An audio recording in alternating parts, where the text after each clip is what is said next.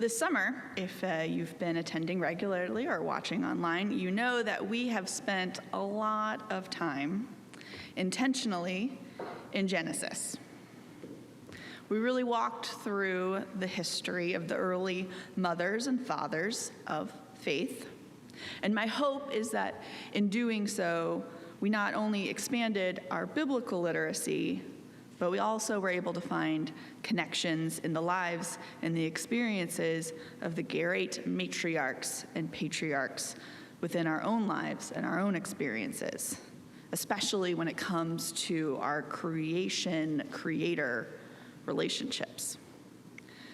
With Genesis being the beginning, we see those relationships grow and change with time. Sometimes they repeated their old patterns, and sometimes they evolved. So before we get ahead into the next book of the Bible, Exodus, we need to recap the ending of Genesis. 3 weeks ago, we found Jacob returning to his homeland with all of his wives and children and servants and livestock, his entire household.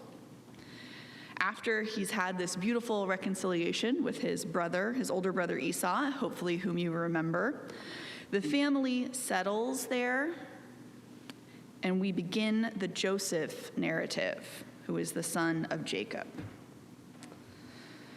Long story short, well, shorter, Jacob never really learns from the experiences he had with his own brother or that of his parents or that of his grandparents. And in his own family systems, he continues to practice obvious favoritism between his children. Just as Rachel had been his favorite wife, her first son, Joseph, became his favorite child. Jacob dotes on Joseph without discretion, and in some ways, Joseph doesn't help the situation, often by revealing the dreams he has to his brothers in which he is lifted above his brothers in status and honor. Eventually, 10 of the 11 brothers decide they have had enough of this nonsense, and they plot to kill Joseph.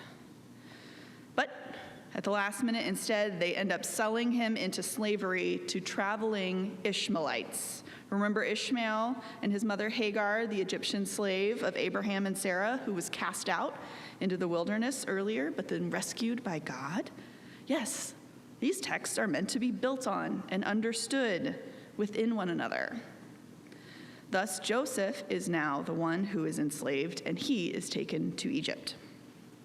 There's a fun musical called Joseph and the Amazing Technicolor Dreamcoat based on this story. And if you're interested in going more in depth with the Joseph journey, or you are a fan of 70s teen heartthrob Donny Osmond, then this musical is for you. But let's keep going. In Egypt, Joseph goes from becoming a slave to a house manager and then to jail, which is also a wild story, to becoming one of the top advisors to the Pharaoh, which is the title for the king of Egypt. And when he interprets Pharaoh's dreams in a way that shows an impending great famine, because of this interpretation and Joseph's ability to help plan, Egypt is able to prepare for this great famine, and Joseph is in turn created or becomes a hero in Egypt. Meanwhile, the famine has struck elsewhere into the land of Canaan, where Joseph's father and brothers still are, but now they must go to Egypt to find food in order to survive.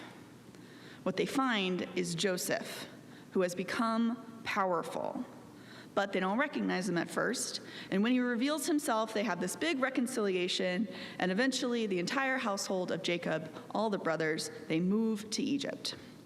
Later, after Jacob dies, Joseph returns his body to Canaan and buries him with his ancestors, Abraham, Sarah, Isaac, and Rebekah. Talked about this a couple weeks too. Also his wife Leah, but not with Rachel. Rachel died at some point and was buried along a road. Joseph and the rest of the family go back and remain in Egypt. But before he dies, Joseph, and this is the very last few lines in Genesis, or last few verses, in Genesis. Then Joseph said to his brothers, I am about to die, but God will surely come to your aid. and take you up out of this land and to the land he promised an oath to Abraham, to Isaac, and to Jacob. And Joseph made the Israelites swear an oath and said, God will surely come to your aid, and then you must carry my bones up from this place. So Joseph died at the age of 110, and after they embalmed him, he was placed in a coffin in Egypt. I don't know about you. I think it's really interesting that after all of that, Joseph's brothers never fulfilled his wish to be returned and his bones been buried with his ancestors. I would imagine that there is some kind of inference here that if they had followed that request and returned not just the bones, but all of the people back to the land of Abraham and Isaac and Jacob, then they would not have suffered in Egypt. But that's probably has more to do with hindsight being 20/20 or a little bit of Monday morning quarterbacking more than anything else. But it is important that we know that this is the ending of the book of Genesis. Exodus, which begins right after this, is called the Book of Names. And so in reading the scripture this morning, it begins with a list of names that are cut out from the lectionary, but we're going to include them. So we're going to include those first verses, and let us begin with our scripture this morning. Exodus chapter 1, verses 1 through 2:10. These are the names of the Israelites who came to Egypt with Jacob along with their households: Reuben, Simeon, Levi, and Judah; Issachar, Zebulun, and Benjamin; Dan and Naphtali; Gad, and Asher. The total number in Jacob's family was 70. Joseph was already in Egypt. Eventually, Joseph and his brothers and everyone in his generation died. But the Israelites were fertile and became populous. They multiplied and grew dramatically, filling the whole land. Now a new king came to power in Egypt who didn't know Joseph. He said to the people, "The Israelite people are now larger in number and stronger than we are. Come on, let's be smart and deal with them. Otherwise, they will only grow in number. And if war breaks out, they will join our enemies. They will fight against us and then escape from the land." As a result, the Egyptians put foremen of forced work gangs over the Israelites to harass them with hard work. They had to build storage cities named Pithom and Ramesses for Pharaoh. But the more they were oppressed, the more they grew and spread. So much so that the Egyptians started to look on the Israelites with disgust and dread. So the Egyptians enslaved the Israelites. They made their lives miserable with hard labor, making mortar and bricks, doing field work, and by forcing them to do all kinds of other cruel work. The king of Egypt spoke to 2 Hebrew midwives named Shiphrah and Puah. "When you are helping the Hebrew women give birth, and you see the baby being born, if it's a boy, kill him. But if it's a girl, you can let her live." Now the 2 midwives respected God, so they didn't obey the Egyptian king's order. Instead, they let the baby boys live. So the king of Egypt called the 2 midwives and said to them, "Why are you doing this? Why are you letting the baby boys live?" The 2 midwives said to Pharaoh, "Because Hebrew women aren't like Egyptian women. They're much stronger, and they give birth before any midwives can get to them."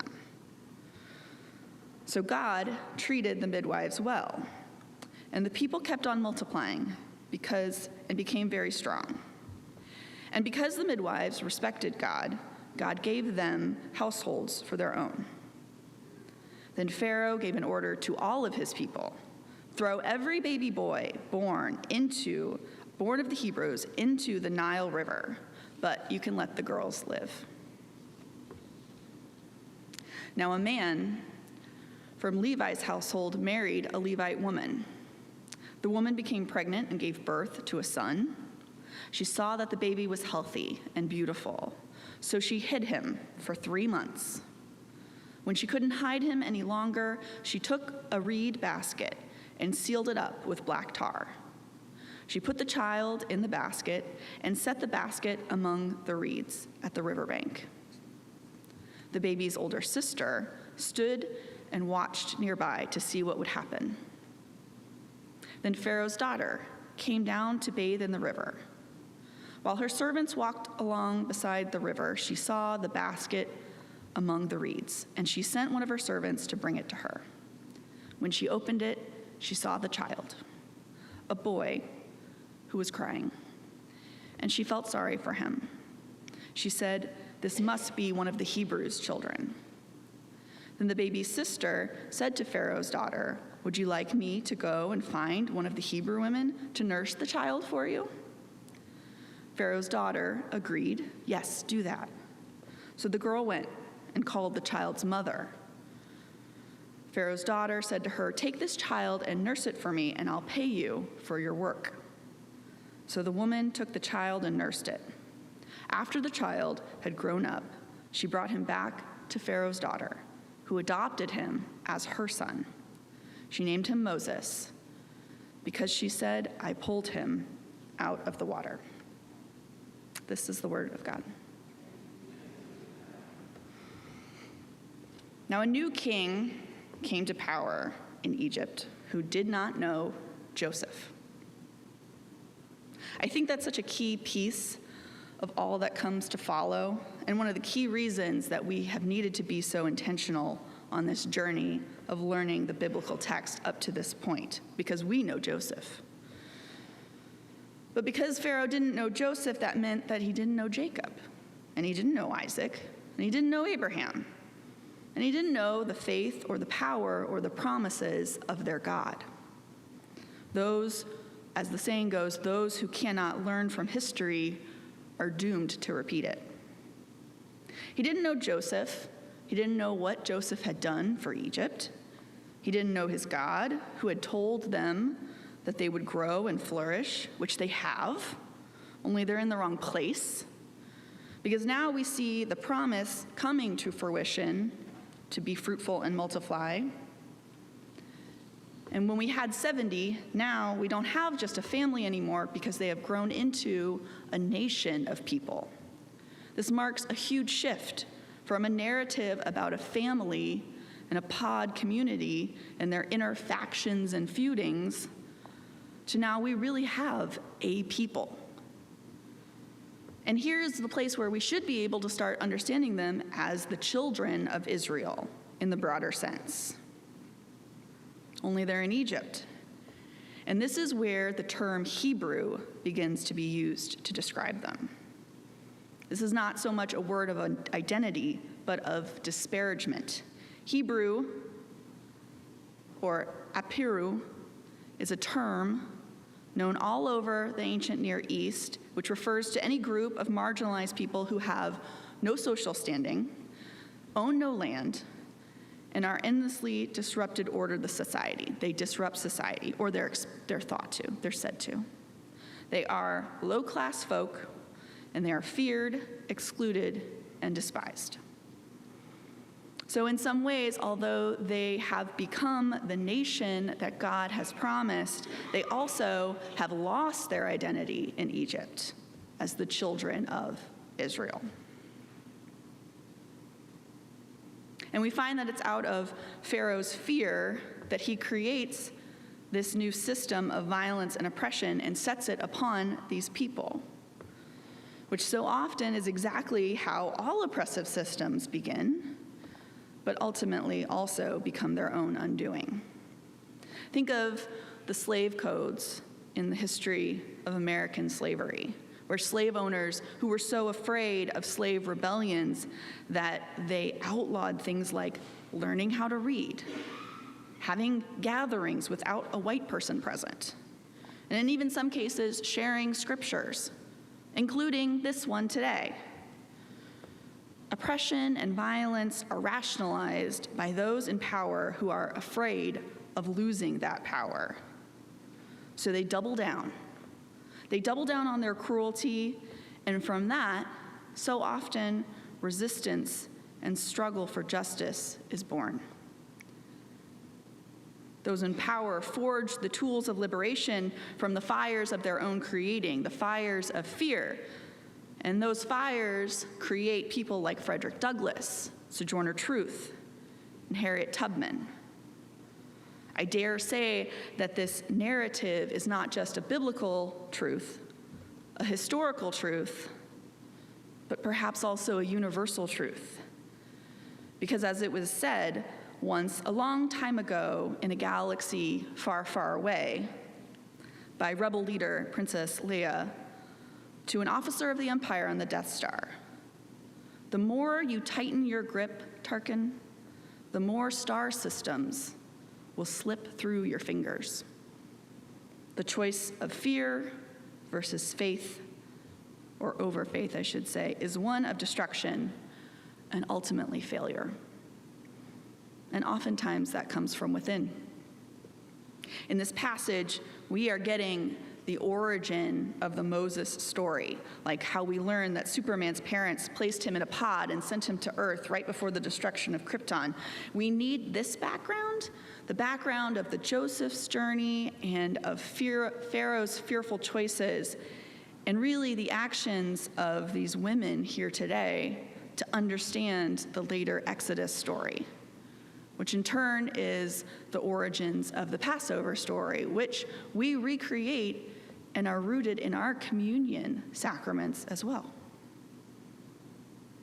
Exodus is called the Book of Names, and we already know how important names and their meanings are in the Bible. And the names that are remembered are those of the stories that we tell and tell over again.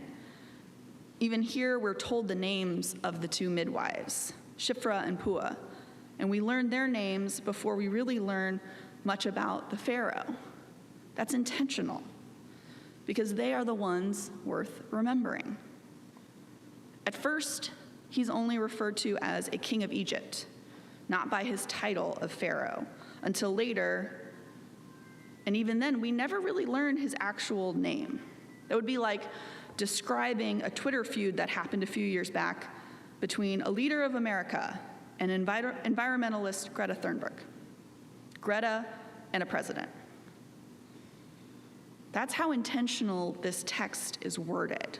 It's written to emphasize that even with all of his authority, ultimately his power is empty. It's actually Shiphrah and Puah who have the real power to make changes in the world. And that's what's great. When they were lying about why they weren't killing the baby boys, they are using his own racist and preconceived notions against him, his own narrow mindset. And Pharaoh is too stupid to realize. He's told that this is because the women are stronger, but not in a good way. It's more described as like animalistic and brutish, that they are more animalistic and brutish than Egyptian women, which of course is untrue. But because he already believes that they are a truly other people, they are able to exploit his weaknesses and use it against him. They are subverting Pharaoh within his own system. And they are creating life and liberation even from within. We learn that Moses' mother does much the same way. When she does what Pharaoh tells them to do, she put the boy into the Nile. She didn't do exactly what he meant, though. Fun fact, Moses is literally placed in a tev, an ark of bushel reeds. It's the same Hebrew word that we learn in Genesis to describe Noah's ark. So just as humanity was saved in an ark once, now the people of God's fate is once again placed in an ark. It's a recall of God's promise not to abandon God's people. We see the resistance and struggle birthed and saved once again out of water. And then we will see a resistance grow. Because it's Pharaoh's own daughter that thwarts him in his own household. She knows this baby is a Hebrew. There's no way she doesn't. It says she knows. And she knows what her father has commanded, but she's not on board. She's not going to do it. She's not going to stand for it. She brings him out of the water. She reunites him with his mother and pays her to nurse and care for her own son. So she's using, presumably, Pharaoh's own money in this situation to care for her own son. And then she adopts him as her own into a position of power, yes. Into a position that provides resources, yes. But mostly one of safety. I think this is a great example for those of us who are coming from positions of privilege. Because yes, we always want to lift up those who create power from nothing, but also we have to recognize those who could have done nothing, but still looked at their own circumstances and took actions of justice seriously. Like Germans who hid Jews in their household from the Nazis, to those who served as stops on the Underground Railroad. And in our own way, I would hope those of us who stand up to systemic injustice, those who use our time and resources in whatever way that we can to make ethical choices. We use terms like shop local or fair trade or eco-justice. And we don't, by any means, those words don't belong to the church, but by all means, they belong in them. This text, we see the midwives, Miriam, Moses' sister, Moses' mother, and the Pharaoh's daughter. They all represent the foundation of persistent resistance to unjust policies and systems created from fear. Systems that in turn are in direct contrast to the will and directive of God to each of us in this world. We will spend more time with this call and directive next week, but for now, the passage and really all the texts that we've studied up to now point towards this. Our choices matter. Your life matters. What you do with it from the day you are born until the day you die matters.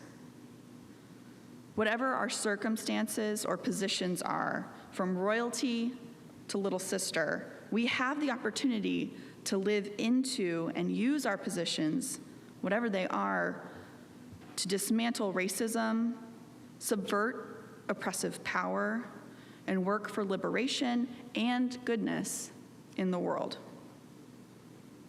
We have these texts. We read and revisit them because they are stories of God's people. And they are meant to be, in our own way, a call to become our stories as well. Thanks be to God.